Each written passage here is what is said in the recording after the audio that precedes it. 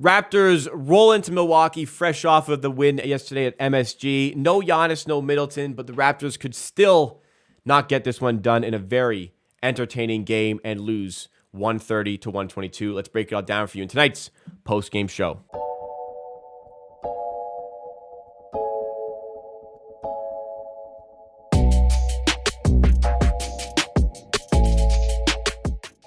All right, so the Raptors, people chalk this up like horrible loss, whatever. The Raptors were underdogs in this one. Very short underdog, but they were underdogs in this one. So it's not as far of a discrepancy as you think it should be, as others have been, like that Atlanta game, which the Raptors were favored quite heavily.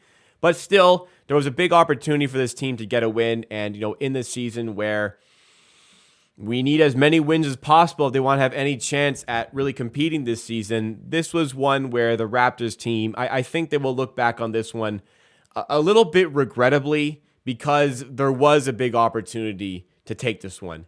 It was close late in the game. Brook Lopez got ejected, and we kept hitting shots. Fred was electric all game, but we didn't do enough to stop them. They got, 130 points is just too many points to give up. And you can't expect to win many games when you give up 130. And the way the Bucks shot the ball, they were ruthless and they were relentless all throughout the game, regardless of who was missing. They moved the ball really well. They passed the ball really well, and they kept freeing up shooters. We didn't close out well enough. We didn't rotate well enough. They hit their shots. They punished us. Even when we did rotate, they seemed to punish us and hit tons of shots in this one. So an unfortunate way for this game to settle. But if you're in the business of tanking, like I said, you get an entertaining loss, and you got some pretty crazy individual performances from the Raptors. So there's some strange numbers here that I'm going to go through. First of all, Siakam, he's 8 for 13 with 23 points, 9 rebounds, 3 assists. Very impressive night. 6 for 11 from the line kind of stings, but solid night, albeit for Spicy P. Gary Trent, electric first half, quiet second half, still a nice stat line, of course, 28 points, 10 for 19 shooting. Barnes, a little bit inefficient here, 14 points, 13 rebounds, still decent. This is where it gets kind of weird. Fred, unbelievable night statistically. 39 points, 9 rebounds, 7 assists, 15 for 28 shooting from the field. 6 for 12 shooting from 3. Absolutely electric. What a game. OG shoots 2 for 13, 5 points, 3 assists. Another rough game here by OG.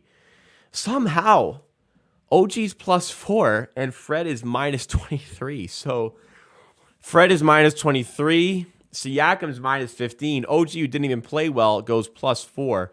I think there was a really good stretch in that second quarter where OG was in maybe with the bench unit, where the Raptors racked up some points. And I think it was OG got, I'm just trying to think of this the best ways possible. Raptors really got lit up completely by the Bucks starters. Holiday was +20, and that's probably where Fred, you see him getting beat up a lot. Didn't fare well in that matchup defensively, despite the offensive showcase. And you see the bench is where he really made up a lot of points. And I think OG got more minutes with the bench. That's probably the reason why you see that. But it's still strange. And despite, VanVleet's outrageous offensive showing, it still, does show the fact that he is lacking a little bit from the point of attack standpoint defensively. And where he's usually great off ball, he wasn't there today. But it's hard to knock a guy for a 39-point performance. He was ball dominant. He got a lot of the shots. And there's a reason. He shot 15 for 28. He was efficient as hell and got 39 points. That's why he got the ball. That's why he took all those shots. And he also had the most assists on the Raptors. So beyond just that, he had 7 of the 20 assists the team got as a whole. As I mentioned, Holiday went stupid today as well. 37 points, 16 for 26 shooting, 7 assists, 6 rebounds. Was crazy. Brook Lopez, before the ejection, was hitting his threes. Just everybody, except for Portis, seemingly hitting their threes for the Milwaukee Bucks, and that's where the game really falls apart for the Raptors. We take 15 more shots than them. We take 6 more free throws than them, and we lose by 8. Well, part of it is you take 15 more shots than them, you make the same amount. And even though you hit quite a bit, like I'll take a 46-37 performance from the field, they hit 54 and 49. They just kept hitting threes. An aerial raid. You out-rebound them pretty significantly. In fact, you get 20 offensive rebounds in the end. It's a make-or-miss league at the end of the day. Turnovers, you force more turnovers than you commit as well. So there's another good part of your game.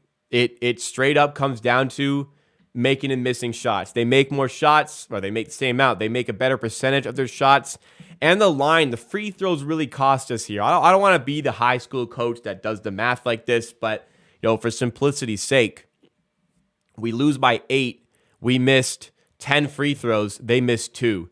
The difference in I guess, missed free throws is 8, and you lose by 8. That kind of stings there, especially when your top guy, Siakam, who has shot the ball really well from the free throw line, goes 6 for 11 from that range. So, I'm at the point where if the Raptors play well and I had fun watching, I can't really get too down. You're 20 and 25. At least you're getting some really good performance. Like Fred was outstanding all throughout the game. It's the second game in a row where he's been outstanding. Plus minus is sometimes an unfair stat if you don't have the full context. It's just a little bit strange on the surface, but Fred was outstanding all through the game. You're not going to see me really criticize a 13, 9, and 7 performance on 15 for 28 shooting. You're really it's just strange to see something like that. And it's strange to see OG struggle so much shooting, but finish as a +4. Maybe they weren't the catalyst in the demise of those. Maybe Fred wasn't the catalyst in the demise of the plus minus, and OG wasn't the reason he was +4. Whatever it may be, it's not the most telling stat. What was telling from watching this game, Fred was here. Fred is here to play.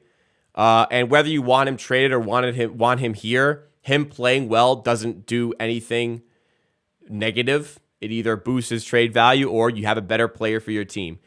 But as I was mentioning, I'm beyond really feeling like upset about losses. I keep saying it's not quite a win-win situation here, but from a fan standpoint, I want to see wins. I'm in the game rooting for the Raptors to win. I'm always going to do that. But once the game is done, and, the outcome cannot be changed. It is what it is. It's history now. We lost by 8 points. I'm at the point where once the game is done, okay, you lost the game. It improves our chances at getting that pick. Because the Raptors' schedule coming up, we've been a pretty poor team on the road this season. That's our 14th loss on the road in 20 games. So, yeah, obviously not very good.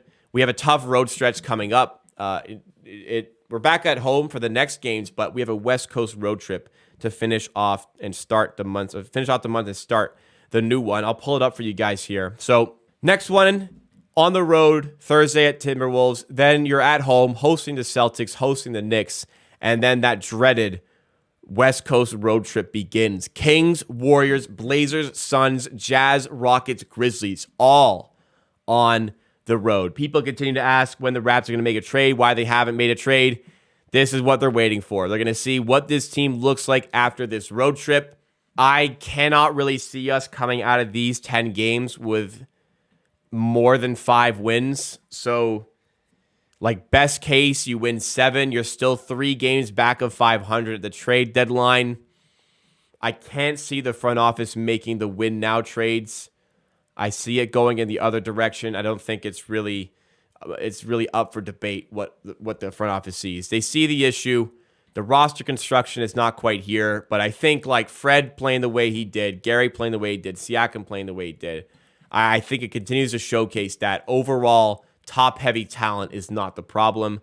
It goes well beyond that with the construction of the team. We are what we are at this point. I don't know if this season can be saved, but this one adds another to the pursuit of the draft pick, it seems. All right.